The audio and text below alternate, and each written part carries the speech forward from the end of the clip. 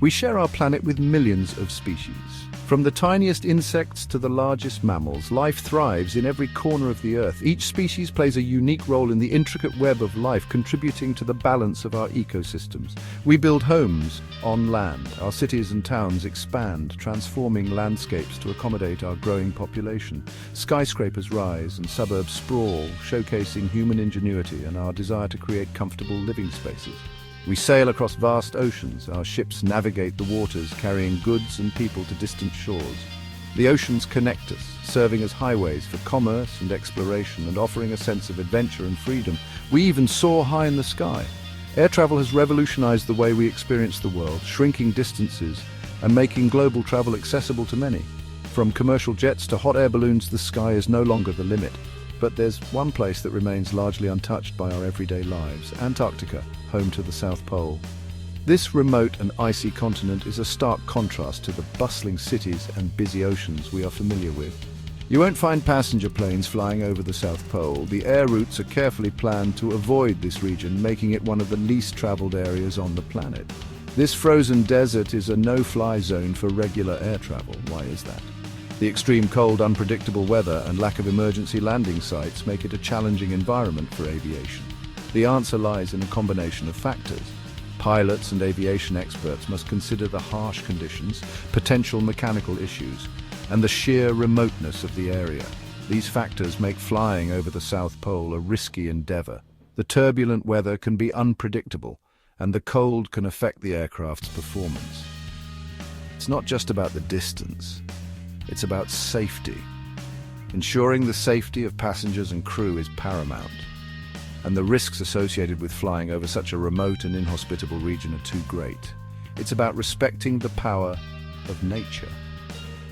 Antarctica's harsh weather conditions and isolated location remind us of the limits of human technology and the importance of respecting the natural world. Antarctica is the coldest, windiest and driest continent on Earth. It is a place of extremes where the environment is as harsh as it gets. The landscape is dominated by ice and snow, creating a desolate yet mesmerizing view. Temperatures can plummet to extreme lows, often reaching below -60 degrees Celsius. The cold is so intense that it can freeze exposed skin in minutes. Imagine the coldest winter day you've ever experienced. Now multiply that by 10. The cold here is relentless and unforgiving. Now, imagine it even colder. The wind chill can make it feel even more frigid, cutting through any layers of clothing. These extreme conditions can cause jet fuel to freeze, which is a significant hazard for aviation. This is incredibly dangerous for planes. Strong winds create blizzards that can last for days, making navigation nearly impossible. These blizzards reduce visibility to almost zero, turning the world into a whiteout. Pilots need to see where they're going, but in these conditions, they are flying blind. They rely on clear visibility for safe takeoffs and landings. Without it, the risk of accidents increases dramatically. The extreme cold also affects aircraft instruments, causing them to freeze or malfunction. They can malfunction in these harsh conditions, making it even more challenging for pilots to navigate safely. The wrath of nature in Antarctica is truly formidable.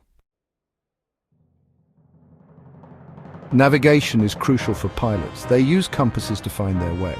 Compasses rely on the Earth's magnetic field. Near the poles, this magnetic field is very strong and unpredictable. This can confuse the compass. It may give inaccurate readings. This makes it difficult for pilots to know their exact location. They could easily get lost. Modern planes have advanced navigation systems, but relying solely on them in such extreme conditions is still very risky. Section 4. A sea of ice and isolation. Imagine a plane encountering an emergency. The vast expanse of ice below offers no comfort. Maybe there's a technical issue. The cockpit lights up with warning signals and the crew scrambles to diagnose the problem. Maybe there's a medical emergency on board. Flight attendants rush to assist, but the nearest hospital is thousands of miles away. In most parts of the world, there are airports nearby. A quick diversion can bring the plane to safety. Planes can make emergency landings and passengers can be swiftly evacuated, but not near the South Pole. Here, the landscape is unforgiving and devoid of runways. Landing on the ice might seem like an option, but it's incredibly dangerous. The terrain is unpredictable and treacherous. The ice might not be thick enough to support the weight of a plane. It could crack, leading to catastrophic consequences. This vast icy landscape offers very limited options for rescue. The isolation makes it nearly impossible for help to arrive quickly. It's crucial to minimize risks as much as possible. Pilots and crew must be prepared for the worst, ensuring every precaution is taken. Section 5. Rules of the sky. Safety is the top priority in aviation. There are international aviation regulations. These regulations set strict guidelines for flight paths. They take into account factors like weather conditions, navigation challenges, and emergency landing options. Given the risks associated with flying over the South Pole, these regulations generally advise against it.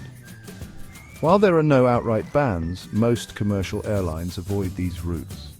They prioritize the safety of their passengers and crew. It's about making responsible decisions. It's about mitigating risks.